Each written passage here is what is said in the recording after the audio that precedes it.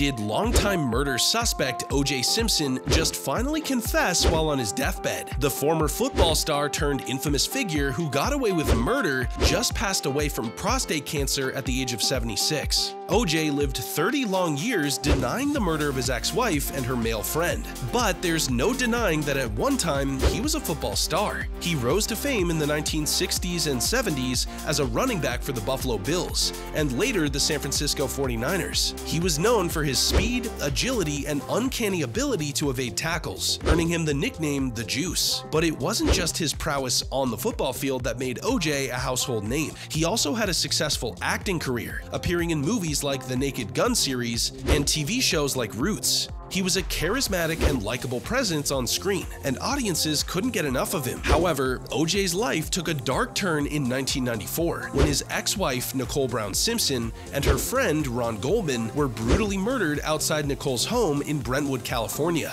The family attended Simpson's movie premiere for the comedy Naked Gun 33 1/3, 3 months before Nicole was killed. The subsequent trial, known as the Trial of the Century, captivated the nation and became one of the most infamous criminal cases in American history. The evidence against O.J. seemed damning. Blood found at the crime scene matched his DNA, and he had a history of domestic violence against Nicole. But O.J. maintained his innocence, pleading not guilty to the charges. The trial itself was a media circus, with wall-to-wall coverage on TV and newspapers plastered with headlines about every twist and turn in the case. It seemed like everyone had an opinion on whether O.J. was guilty or innocent, and tensions ran high, both inside and outside the courtroom. In the end, O.J. was acquitted of the murders, in a verdict that shocked the nation. In title action, find the defendant Orenthal James Simpson not guilty of the crime of murder.